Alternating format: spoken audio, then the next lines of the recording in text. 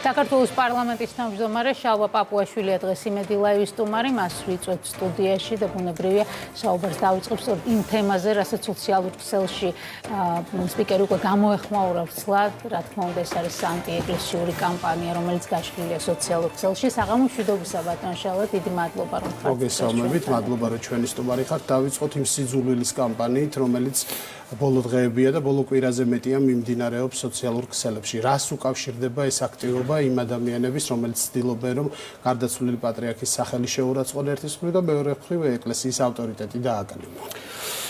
საღამოშტოს მოგესალმებით, მოგესალმებით ჩვენს ტელემაყურებელს. ამაში აფრე ახალი არ არის და ამიტომაც დღეს მე სოციალშიც გამოვაქვეყნე ინტერვიუ პატრიარქის 2004 წლის ინტერვიუ, სადაც ჩანს გარიჟრაჟი ამ ანტიეკლესიური კამპანიისა, რომელსაც როგორც პატრიარქი უწოდებს ამ კამპანიას, როგორ იწყებოდა ეს ყველაფერი და ნახეთ ჩვენ შემდეგ მამისი განვითარება. საერთოდ ჯამში მთავარი მიზეზი უნდა ვეძებოთ იმაში, რომ რაზეც პატრიარქიც საუბრობდა, რომ არის ძალები, რომელიც ეკლესიაში ხედავენ კონკურენცს. ჩვენ თუ დავაკვირდებით და თქვათ ევროპულ ჭრილში თუ განვიხილავთ ამ კამპანიას. ბოლო პერიოდში ევროკავშირი, რომელიც შეიქმნა როგორც პოლიტიკური და ეკონომიკური გაერთიანება, ორგანიზაცია, ევროკავშირის ბიუროკრატების ცდილობებით სულ უფრო მეტად და მეტად იქცევა რაღაც ფსევდორელიგიურ იდეოლოგიზირებულ კავშირად. ამიტომაც არის რომ ხანდახან მას უწოდებთ კიდევაც რომ მიმდინარეობს სოვეტიზაცია ევროკავშირის. ჩვენ ხედავთ რომ ევრობიუროკრატები სულ უფრო ხშირად საუბრობენ არა ნორმებზე, სტანდარტებზე, არამედ საუბრობენ ღირებულებებზე, ოღონდ არც აკონკრეტებენ ხოლმე რა ღირებულებებია, ანუ ცდილობენ რაღაც მორალური პედესტალიდან ესაუბრონ წევრ ქვეყნებსაც და ხედავთ მათ დამოკიდებულებას ზოგიერთი წევრი ქვეყნის მიმართ და კანდიდატი და სხვა ქვეყნების მიმართაც. ანუ გარკვეული მცდელობა არის რომ გარკვეულწილად ასე ვთქვათ იქნება რაღაც ფსევდო რელიგია, მათი მიმდევრებით და ადეპტებით საქართველოშიც რო შევხედოთ, მათ ისტორიულ დამოკიდებულებას, რაღაც რელიგიურ, ფსევდორელიგიურ ფუნდამენტალიზმს ბრიუსელთან და ევროკავშირთან მიმართებაში, აი ყველა ამ ნიშნებს ატარებს იდეოლოგიისა, რომლის ბუნებრივი კონკურენტი არის ეკლესია. და ჩვენ ხედავთ რომ და ეს იყო რაზეც პატრიარქი საუბრობდა, როდესაც მან ამ ინტერვიუში ისაუბრა ზუსტად ის რომ როგორც ჩანს ვიღაცას არ მოსწონს რეიტინგი ეკლესიის და მისი გავლენა დობა მის მიმართ, ის რომ ის არის გარკვეული სიმშვიდის კუნძული ყველა შემთხვევაში და არის ცდელობა რომ ამ ფსევდო რელიგიური რაღაც მიმდინარეობით ჩაანაცვლონ ეკლესია თავისი თავით. აი ეს არის საერთო ჯამში ვფიქრობ თავარი სქემა, რაც ერთხელ ნანახი გვაქვს ჩვენ. მათ შორის ამ ქვეყანაში 100 წლის წინ ზუსტად ასე მოიქცნენ ბოლშევიკები. ბოლშევიზმიც ეს იყო იდეოლოგია, მაშინაც სხვათა შორის ევროპიდან შემოსული სოციალიზმის სახით, იდეოლოგია, რომელმაც იმისთვის რომ თავისთვის სივრცე შეექმნა, გარიყა უпростоრედ გაწია და შეავიწროვა ეკლესია იმისთვის რომ ჩაინაცვლებინა და შემდეგ ადამიანების თავებში ასე ვთქვათ ახალი იდეოლოგიით. ასე რომ ჩვენ სინამდვილეში ახლა რასაც ვხედავთ, ამას მე ვფიქრობ სჭირდება სერიოზული დაფიქრება, რომ რეალურად ჩვენ ვხედავთ ბრიუსელის ბიუროკრატიის მხრიდან ფსევდორელიგიის რაღაც მეთოდების გამოყენებით ასე ვთქვათ იდეოლოგიური გავლენის მოპოვებას სხვადასხვა ქვეყნებზე, საზოგადოებებზე და ამ შემთხვევაში კიდევ ერთხელ ბუნებრივი კონკურენტი მათთვის არის ეკლესია და ამიტომაც არის ბრძოლა ეკლესიის წინააღმდეგ. შედეგი რა დადგა, ეს არის საინტერესო. შეიძლება თუ არა რომ აი ამ მრავალწლიან ანტიეკლესიურ კამპანიაზე ერთგვარ პასუხად მივიჩნიოთ ის რეაქცია, რომელიც საზოგადოებამ გამოავლინა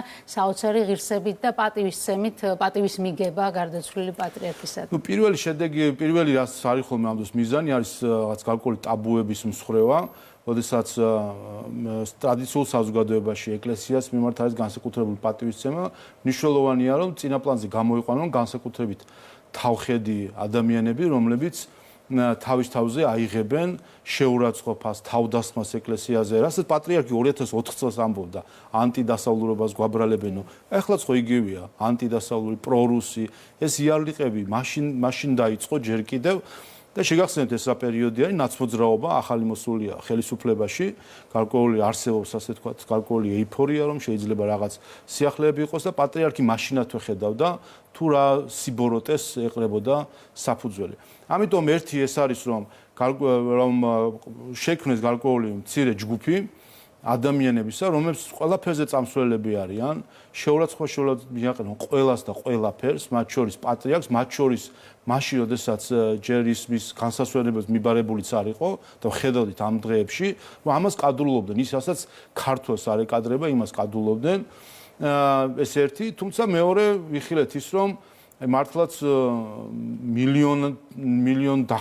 მილიონები დახარჯეს, ასე ვთქვათ, ამ პროექტში, დახარჯეს ენერგია, რესურსი, ატარეს სემინარები, რეცხეს ტვინები, შექმნეს ხელოვნური საკუთარ გემოზე მორგებული ქართველი ერი, რომელზეც აი ევროკავშირის პრესპიკერი საუბრობს ხოლმე, რომ ქართველ ხალხს როცა საუბრობს, გულისხმობს ამ მცირე ჯგუფს ადამიანებისა და ეს ყველაფერი ერთ დღეში ჩამოემსხვათ ხუხულასავით.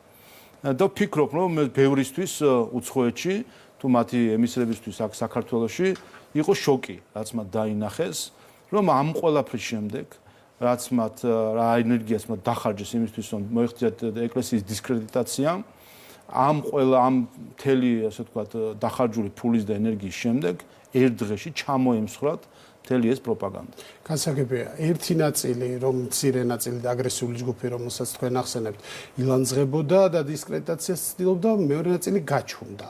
გულისხმობ მათ შორის NGO-ებს. რატომ?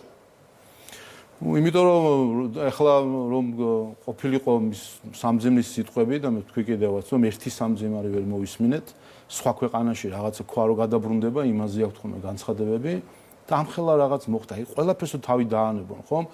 გასაგებია შეიძლება რელიგიურები არ არიან, არ აინტერესებთ ტრადიცია ქართული.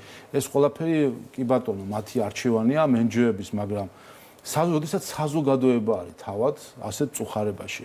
ნუ თუ ვერ უნდა გამონახო ერთი-ორი სიტყვა, რომ თქვა შენი ორგანიზაციის სახელით და არც კი იკადრეს, ამის შემჩნევაც კი არ იკადრეს NGO-ება და ამ დროს ამის მერე კიდევ ვინმეს ეჭვიეპარება, რომ ისინი უცხოების ინტერესებს ატარებენ და არა ქართული ხალხის ინტერესებს. ეს ხო ამით ხო თავის ლუსტრაცია გააკეთეს და მეორე მათ შორის უცხოელები, რომლებიც რო შეხედო, ხო ბატონი ჯო ვილსონი ამის კარგი მაგალითია, ხო? რა ვიცი, აქ ესე ვთქვათ, ჭიანჭველა ვერ გაივლისო, იქიდან ტვიტი არ დაწეროს. და არათუ სამძიმრის სიტყვები არ გაიმეტა ქართული ხალხისთვის. იმ დღეებში ჰელსინკის კომისიის ფარგლებში გამონახეს დროს, რომ თავს დასმოდნენ გლოვაში მყოფ ქართულ ხალხს. აი ეს არის, რაც დავინახეთ სინამდვილეში პატრიარქმა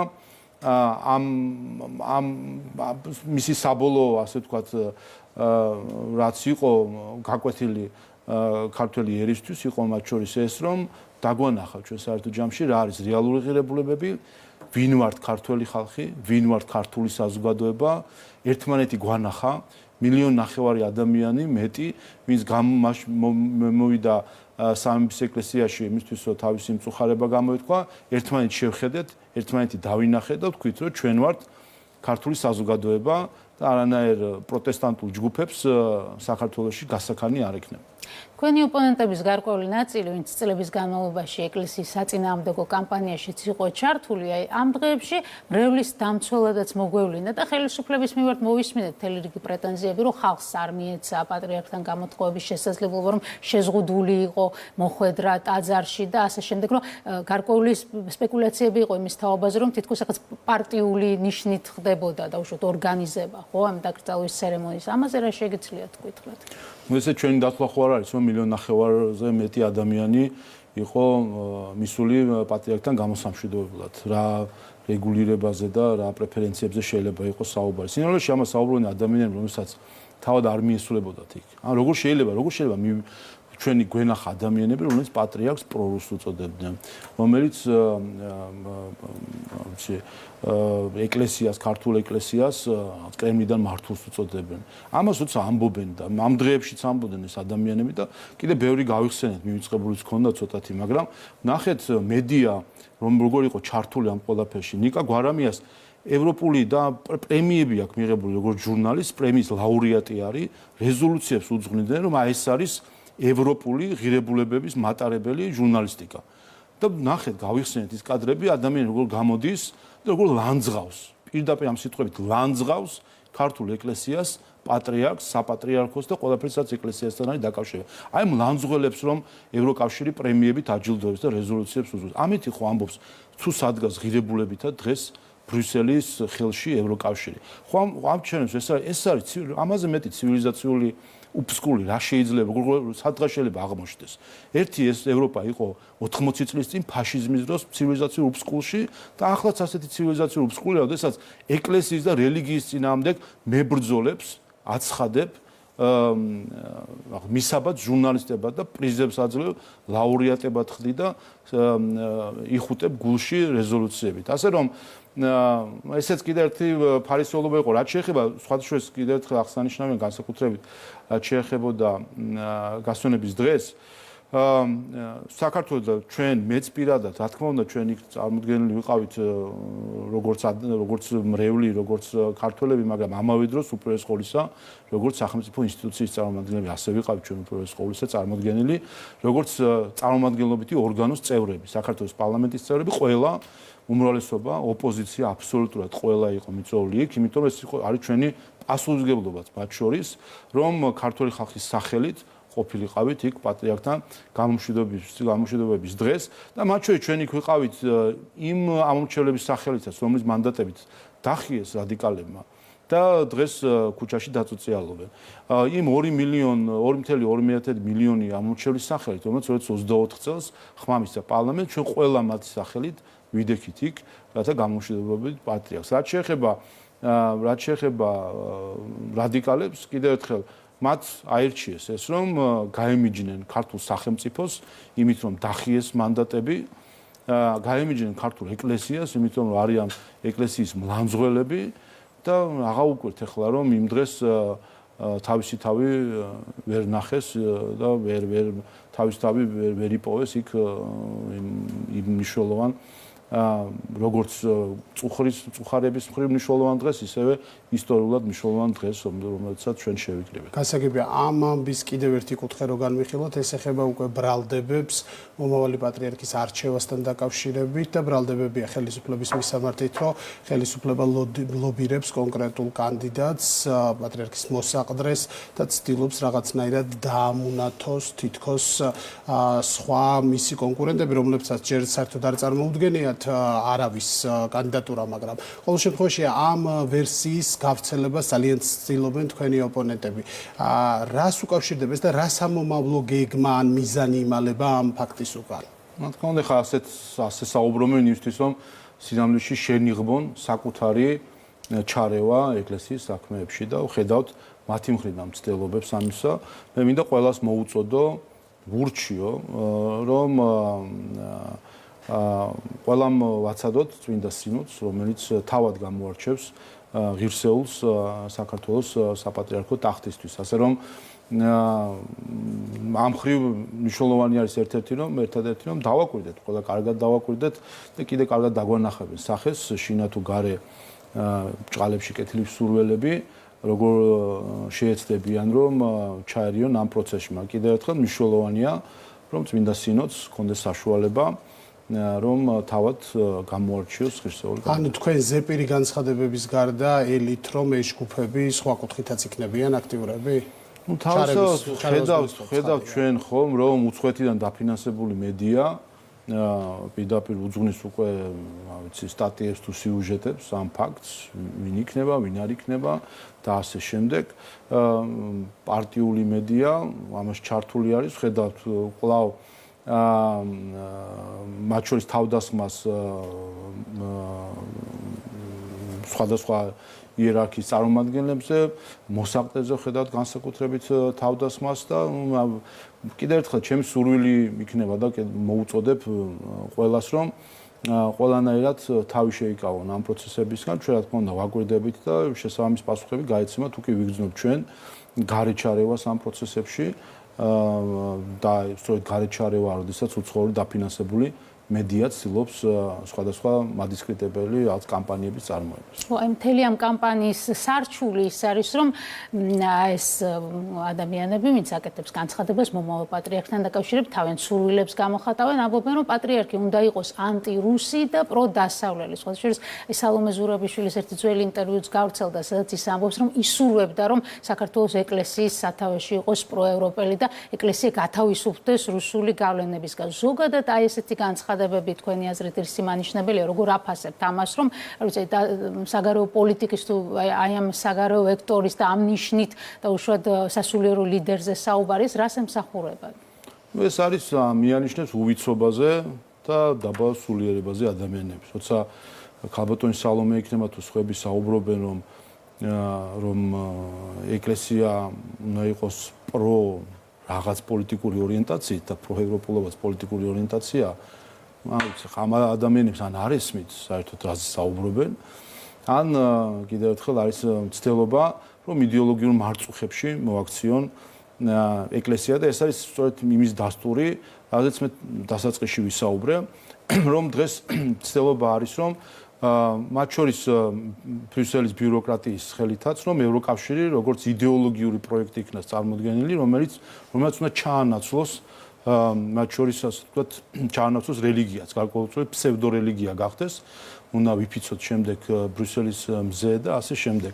რაც კიდევ ერთხელ საბჭოთა კავშირში ასე იყო, ასე ჩაანაცვლეს ბოლშევიკებმა ეკლესია. ყველაფერი, მათ შორის რიტუალები შექმნეს სპეციალური, ყველაფერი, ასე ვთქვათ, ფსევდორელიგიური ნიშნები შემოიღეს იმისთვის, რომ ჩაენაცვლებინათ რელიგია და დღეს ეს მცდელობა ამ მცდელობას ვხედავთ ჩვენ გარედან, მათ შორის ბრიუსელის ბიუროკრატიის მხრიდან და ნებისმიერ ეს განცხადება რომ თითქოს რაღაც ეკლესია, ქართული ეკლესია უნდა იყოს დასავლური, აღმოსავლური თუ რა საერთოდ რამე, ეს ნიშნავს, რომ ეს არის პირველი სიგნალი, რომ არის მცდელობა, რომ ნაცვლად ქრისტიანობისა, ნაცვლად სულიერებისა, ნაცვლად რელიგიისა ეკლესია შეივსოს პოლიტიკური იდეოლოგიით, ფსევდორელიგიური მოძღვრებებით და ეს არის კიდევ ერთი მაგალითი სწორედ იმისა, თუ რატომ ებრძვიან საბოლოო ჯამში ეკლესიას. მე არ გკითხავთ ვის ისურვებდით პატრიარქად, მაგრამ საინტერესოა როგორ პატრიარქს ისურვებდით.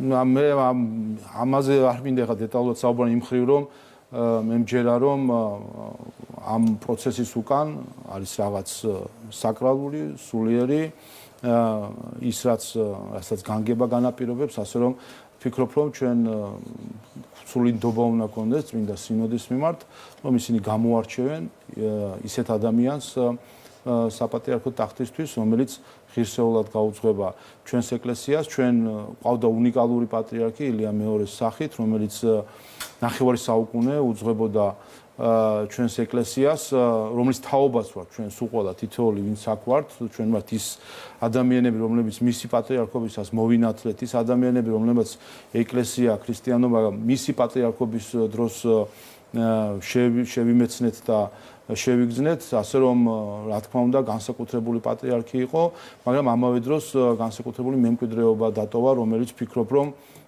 ძალიან გააძლიერებს შემდეგ პატრიარქს და ამიტომ მე სრული ნდობა მაქვს წმინდა სინოდის, რომ გამოავლენს ყველაზე საუკეთესოს ამ განსაკუთრებული პასუხისმგებლობისთვის. საზოგადოების ამ საოცარი ერთსულოვნების ფონზე ოპოზიციამ საჯარო სივრცეში შემოიტანა პატიმრების აქციების დროს დაკავებული ადამიანების გათავისუფლების თემა და თქვენი ოპონენტები ამბობენ, რომ ეს იქნებოდა ძალიან ადეკვატური პოლიტიკური ნაბიჯი ხელისუფლების მხრიდან, რომ ეს გადაწყვეტილება მიეღო. აი თქვენ თუ ხედავთ ამ კავშირს და როგორი არის თქვენი პოზიცია? ძალიან საინტერესოა, კიდევ ერთხელ ჩვენ ხედავთ ეს არის კიდევ ერთხელ ილუსტრაცია და მხილება საერთოდ ჯამში რა ჯგუფი შექმნეს გარედან, რა ქართველების ჯგუფი შეგვიქმნეს, რომელიც ღირებულება დაცლილი იდეოლოგია არეული ხალხი არის.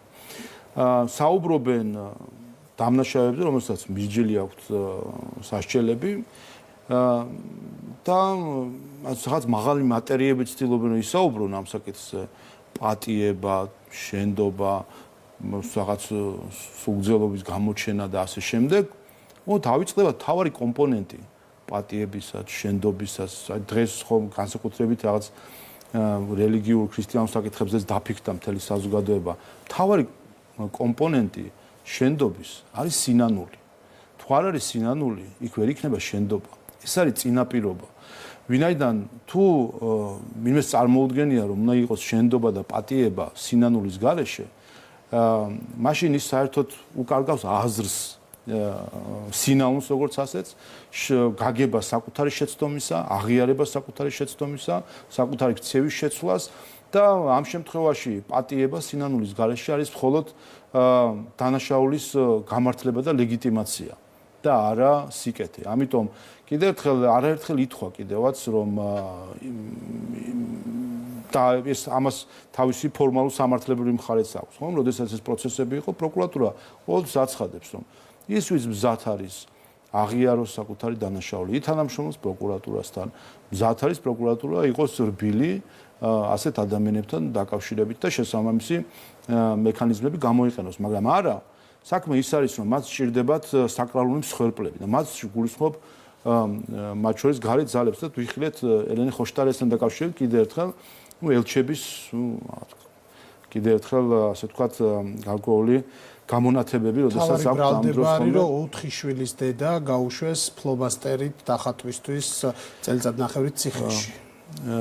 ხო, რაც შეეხება ამ საკითხს უპირველეს ყოვლისა, რაც შეეხება 4 შვილის დედას, ელენე ხოშტარიას თქვენ იცით რომ 6 თვე ის იყო სასჯავრისმიერ დაწესებული, იმიტომ რომ 5000 ლარიანი გირაო არ გადაიხადა.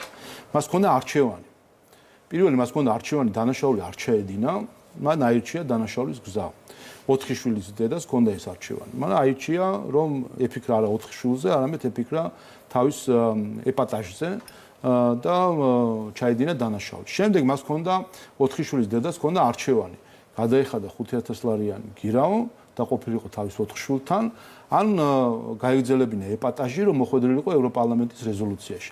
მან აირჩია, რომ აირჩია არა ის, რომ ყოფილიყო თავის შვილებთან, არამედ აირჩია, რომ მოხვედრილიყო ევროპარლამენტის რეზოლუციაში. ასე რომ ეს ყველაფერი არის მისი არჩევანი.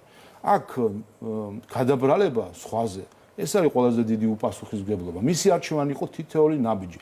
მანამდე 15 სამართალ დარღვევა, რომელიც მან ჩაიდინა და მათ შორის ეს სასჯელი სავარაუდოდ ამან გამოიწვია, რომ 15 თუ 16 სამართალ დარღვევა ჰქონდა, ჯარიმები, რომელსაც ის არიხდი და მან შეგნებულად მიიღო გადაწყვეტილება 4 შვილის დედამ, რომ დანაშაული ჩაედინა, შეგნებულად მიიღო გადაწყვეტილება, რომ გირაო არ გადაეხადა და შვილებთან კი არ ყოფილიყო, არამედ ევროპარლამენტის რეზოლუციაში აღმოჩენილიყო და ეს ყველაფერი, იმიტომ რომ ეს ყველაფერი ამ ყველაფერს კი გარედან იმიტომ უბიძგებენ, რომ შემდეგ განჩენილ გამოვიდეს შვედეთის ელჩი და ნიანგის ცრემლებით დაღვაროს. სინამდვილეში სწორედ ისინი არიან, ვინც უბიძგებენ 4 შვილის დედას, მხედველობის პრობლემის მქონე მზია ამაღლობელს და სხვებს, ვინც უბიძგებენ, რომ მანდიყავი არ გაბედო თანამშრომლობა, აღიარება, სინანული, არ გაბედო ეს ყველაფერი, მანდიყავი, რომ იმისთვის და რისთვის ჭირდებათ, რომ კიდე ერთი ჩხლეტა მიაყენონ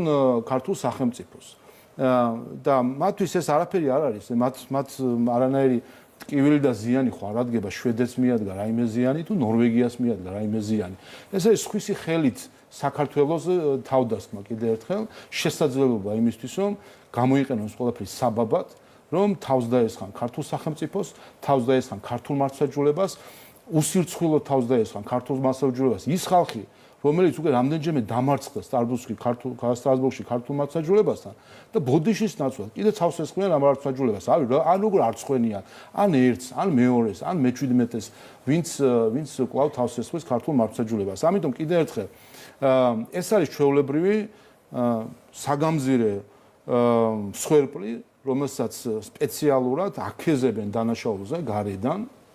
შემდეგ ამაზე იმისთვის რომ საბოლოო ჯამში გამოიყენონ ეს კვლავ საქართველოზე თავდასასხმელად. ასე რომ თუ კი ვინმეს პატიმარი არის დღეს ელენე ხოშტარია იქნება თუ სხვები არიან სწორედ ამ უცხოელების პირადი პატიმრები არიან, ვინაიდან ისინი არიან, ვინც აქეზებდნენ, რომ არ ყოფილიყო სინანული. უნდა ითქვათ, რომ არა, უნდა დაარტყა პოლიციას, არა, უნდა ჩაიდინო დანაშაული, არა, უნდა ესხოლესროლო მოლოტოვის კოქტეილი, დაწვა ადამიანი ცოცხლად. ამას ეუბნებიან. ეს უნდა ამის ნორმალიზება უნდა გააკეთონ, რომ დანაშაული თუ კი ეს ევროპის სახელით არის, ის დანაშაული არის სიკეთე. ამას აკეთებენ ევროპელი ელჩები, რომ ფაქტობრივად ევროკავშირს აიგივებენ ძალადობასთან, აიგივებენ ასე ვთქვათ კანონის დარღვევასთან და აიღუებენ მათ შორის საზოგადოებაში შუღლის და სხვა ასეთი ასე ვთქვათ ქცევის შემოგარება. სუბიექტებთან თუ გეგმავთ რაიმე ტიპის მოლაპარაკებებს, გულისხმობა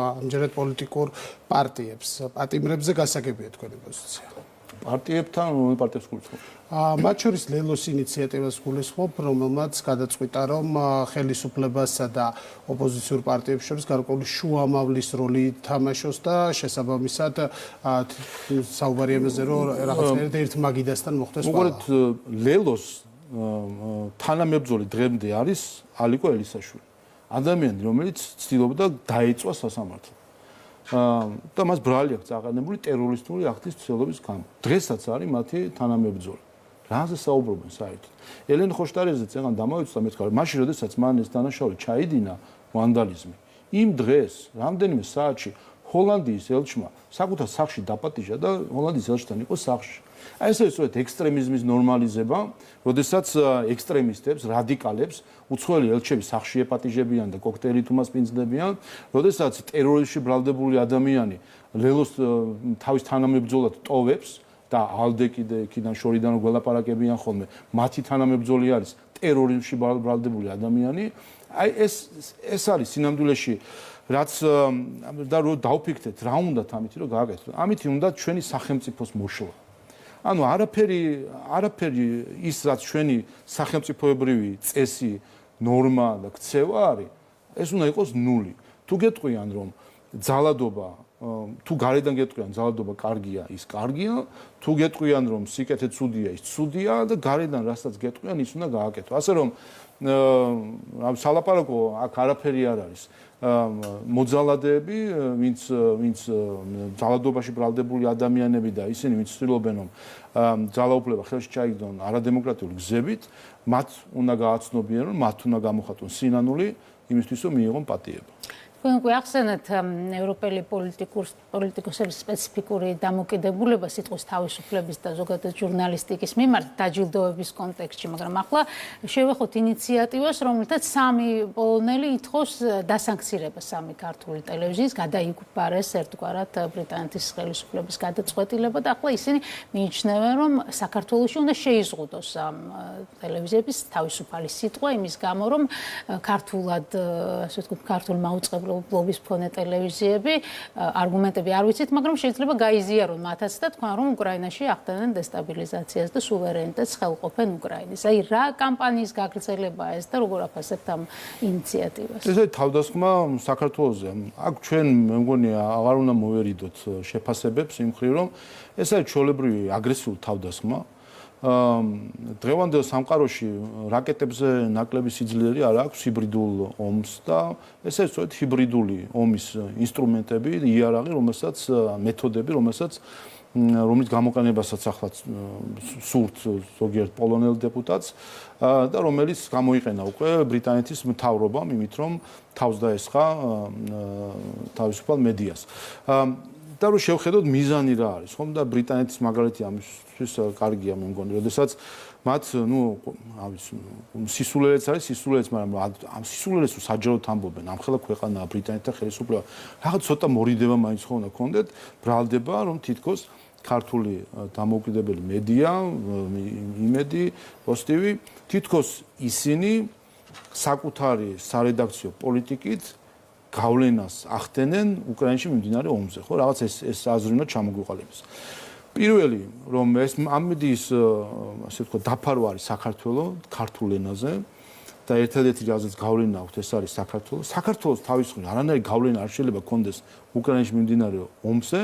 შესაბამისად, მარტივია დასკვნა, რომ სინამდვილეში სურვილი ბრიტანეთის ხელისუფლების არის, რომ დახუროს საქართველოში თავისუფალი მედია, იმისთვის რომ ჩაანაცვლოს ეს პროპაგანდით. და ჩვენ ეს ვხედავთ, იყო მცდელობა, რომ ბრიტანეთის საელჩოს დაეფინანსებინა პროპაგანდისტული პარტიული მედია ტაბულა, და ამით ხედავთ ხო ბრიტანეთის ელჩის ღირებულებების სკალა როგორ არის, რომ ტაბულა მიაჩნია მას მოიცა პარტიული კედლის გაზეთი მიაჩნია მას დაფინანსების ღირს ასე ვთქვათ ორგანიზაციას. ამიტომ ესე ჩვეულებრივი თავდასხმა ჩვენ ბრიტანეთის მთავრობას მხრიდან არის აგრესია, რომელიც წინააღმდეგ თავდაცვის უფლება აქვს ნებისმიერ სახელმწიფოს, ნებისმიერ ორგანიზაციას, ნებისმიერ პირს. ასე რომ ამას უნდა შევხედოთ როგორც აგრესიულ თავდასხმას ქართულ მედიაზე იმისთვის რომ შემდეგ და იმ მიზნით რომ დახურონ მედია სხვა ქვეყანაში, ხომ წარმოგიდგენიათ რა სადამდე არის მისული საერთო ჯამში საერთაშორისო სამართლის რღვევა, რომ ქვეყანა ცდილობს, ბრიტანეთი ცდილობს სხვა ქვეყანაში დახუროს მედია. აი ამაზე დიდი გარყუნა საერთაშორისო სისტემისა, საერთაშორისო სამართლის სისტემისა რაღა შეიძლება იყოს, რასაც დღეს ბრიტანეთის ხელისუფლებას ჩადის და რატომ აკეთებს ამ ყველაფერს? იმისთვის რომ შემდეგ პროპაგანდა იყოს ადვილი. მათ შორის შემდეგ არავინ არ ილაპარაკოს რომ 2022 წლის მარტში უკრაინის ომი შეიძლება გაჩერებული იყო. უკრაინა და რუსეთს უკვე პარაფირებული ჰქონდათ ხელშეკრულება, რომელიც ჩაშალა ბრიტანეთის ხელისუფლება. ბრიტანეთის პრემიერ-მინისტრი იყო ჩასული კიევში და მან მოუწოდა უკრაინის ხელისუფლებას რომ ჩაეშალათ ეს ხელშეკრულება და იმის შემდეგ 4 წელი მიდის ომი 4 წელი რამდენი ასობით ათასი უკრაინელი დაიხოცა. ამაზე პასუხისმგებლობას გზნობს ბრიტანეთის ყოფილი პრემიერ-მინისტრი? აი ესეთი რაღაცები რატო არ ჩანს არსად მედიაში?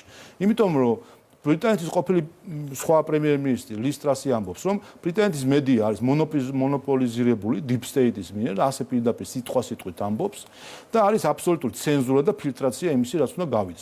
ახლა თუ ბრიტანეთის ელჩი ვინაიდან ვიცი რომ აკვირდება მედიას და იწერს იმისთვის რომ кейსების შექმნას შემდეგ სანქციებისთვის და არ თქვას ეხლა რომ საქართველოს პარლამენტის თავმჯდომარე დეზინფორმაციას ავრცელებს, აქვე ბარემ ციტირებას მიუთითებ სკოლიოს სახით, რომ ბრიტანეთის პრემიერ-მინისტრმა ჩაშალა სამშვიდობო შეთანხმება და 4 წელია ამის შემდეგ იხოცებიან უკრაინელები, ამაზე ისაუბრა არახამიამ ზელენსკის პარტიის ფრაქციის ხელმძღვანელმა, ასე რომ თუ ამაში რაიმე და ეს არ გაუპროტესტებია არავის ბრიტანეთის ხელისუფლების, ამიტომ ჩვენ შეგვიძლია მივიღოთ ეს როგორც სიმართლე და ეხლა ეს ამ ტვირთით როგორ დადის ის ხალხი, რომელსაც ჩაშალეს ეს მოლაპარაკება 4 წელი არის ომი მიდის და ასობით ათასი უკრაინელი დაიღუპა ამის მერე, რაც ბრიტანეთის პრემიერ-მინისტრმა ჩაშალა ეს მოლაპარაკება და ესენი დღეს კიდე რაიმეს მორალური სტანდარტებით გველაპარაკებიან ჩვენ ქართველებს უკრაინის ომთან დაკავშირებით, ასე რომ ეს არის სინამდვილეში ეს სიმართლე რომ არ გავიგეს საერთოდ რომ ჩაახშონ,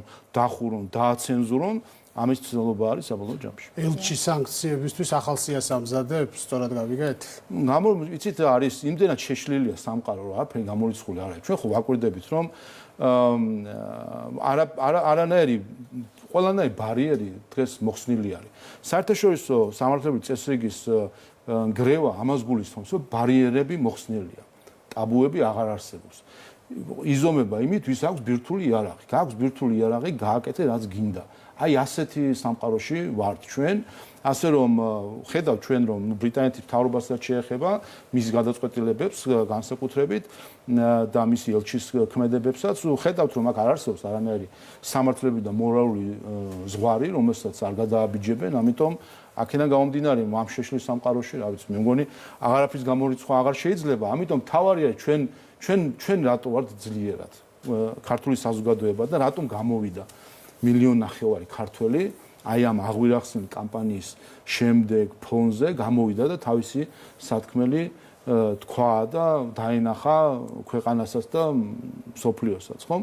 იმიტომ რომ გვინახავს, ესეც გვინახავს და ვიცით რომ ესეც გაივლის.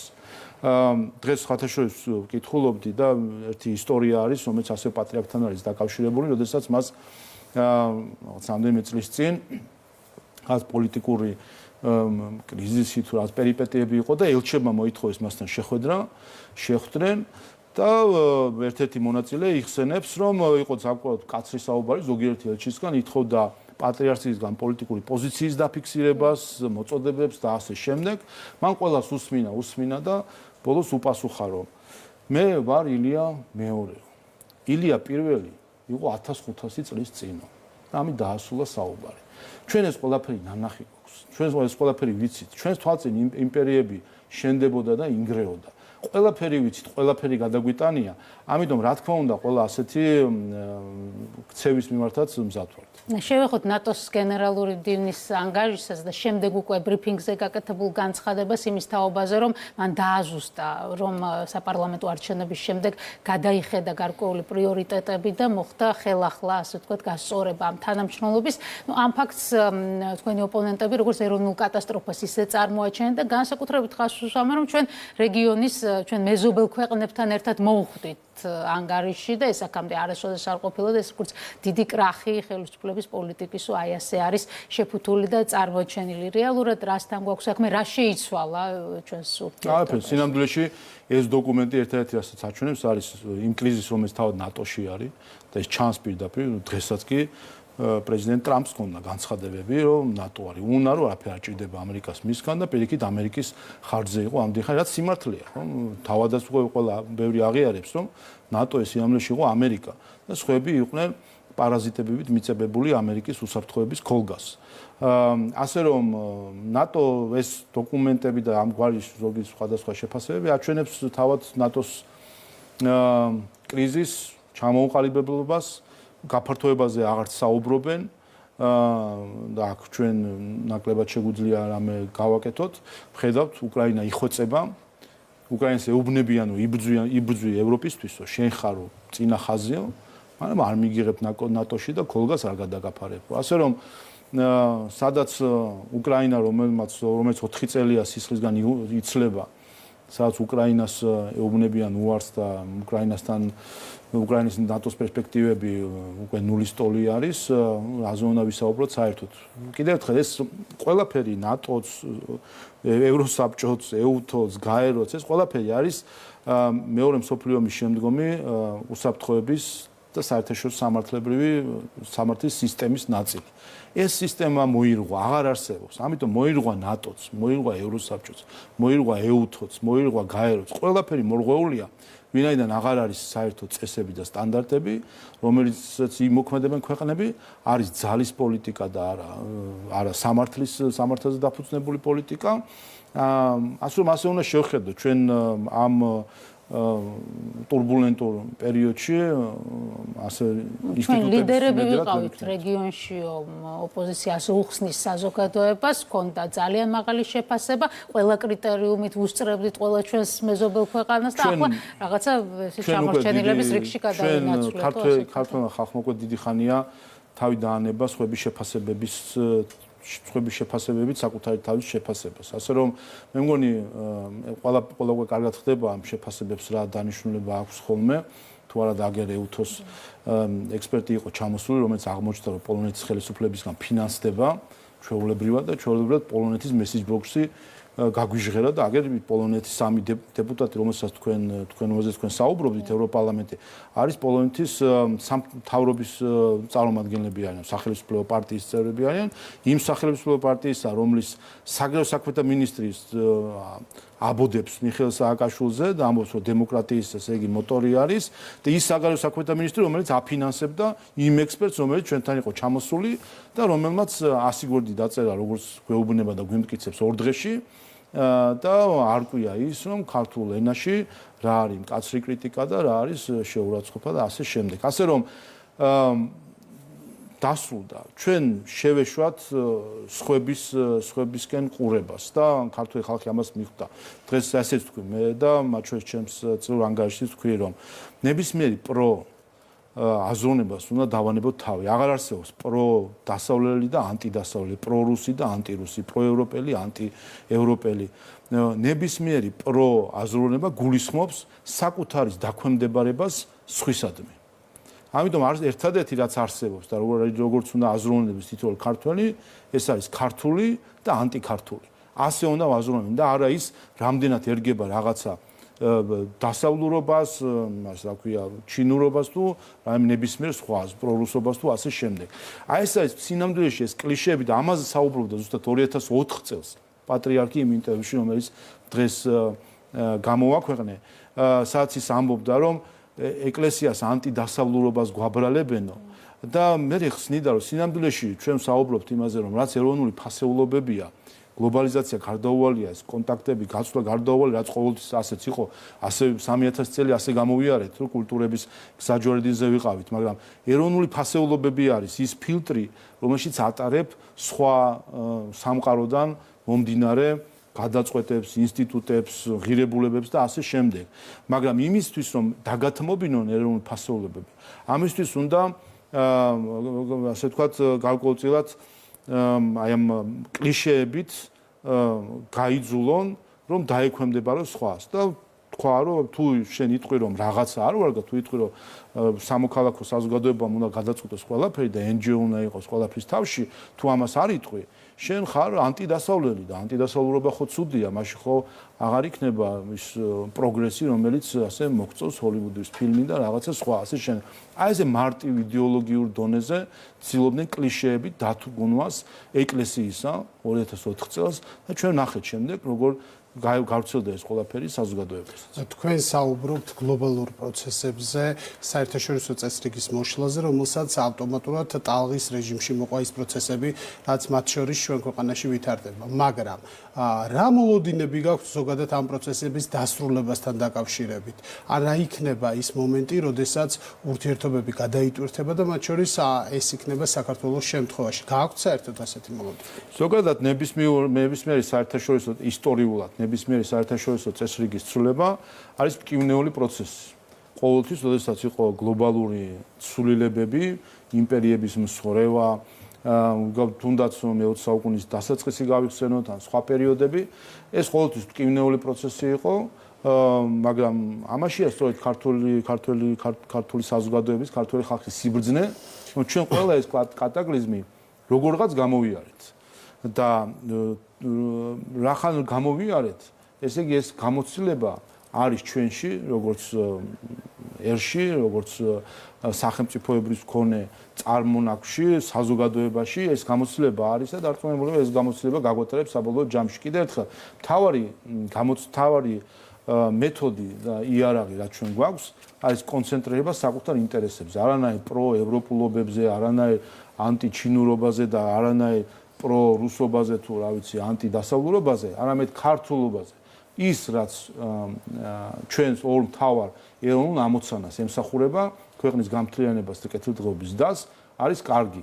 თუ კი ამას ეწინააღმდეგება, არის ცუდი. ასე უნდა მივუდგეთ ყველაფერს და არა ის რომ ვისაუბროთ იმაზე რა არის პროევროპული, მე უნდა გამოვიდეს და პროევროპულობის განმარტებელი უნდა იყოს მე რომელიმე რასა იუკნევიჩიანე, ის იტყვის რომ აი ეს არის პროევროპული, ეს არის ანტიევროპული და ამიტომ ამ ფსევდორელიგია ამას გულისხმობს. ევროკავშირისგან ქმნიან ფსევდორელიგიას თავისი ქურუმებით, რომლებიც შემდეგ გამოდიან და მოძღვრავენ, ქადაგებებზე არიან გადასული და არა დიალოგზე და დისკუსიაზე მოძღვრავენ და კარგია ცუდია დღეს განცხადები ხო ნახეთ ელჩების და პრესპიკერი ქალბატონი შიპერის განცხადები ხო ნახეთ რომ ჩვენ ფიქრობთ ეს არის არაპროპორციული ეს არის არაპროპორციული წერტილი რატომ არის არაპროპორციული ეს საერთოდ არა არც კი ამის ღირსადაც არ გვქვია მორჩა ქურუმმა თქვა უმაღლესმა რომ ეს არის არაპროპორციული წერტილი ჩვენ ფიქრობთ რომ გამჭველობის კანონი არის რუსული წერტილი გავარდებიან თვითონ მიიღებენ ქურუმები მაგრამ შენ დაქვემდებარებულს არ გაგუფლება რომ რაიმე მსჯელობაში შეხვიდე, კამათში შეხვიდე, ვინაიდან ეგრევე ერეტიკოსაც მოინათლების შემდეგ ვინაიდან ევროპულ რაღაც იდეალებს თუ იდეოლოგიას ეწინააღმდეგები. ასე კიდევ ერთხელ ქართული და ანტიქართული ეს არის მთავარი საზომი ჩვენი საზოგადოებისთვის. დიდი მადლობა ინტერვიუსთვის. პარლამენტის თავმჯდომარე შალვა პაპუაშვილი იყო დღეს ჩვენი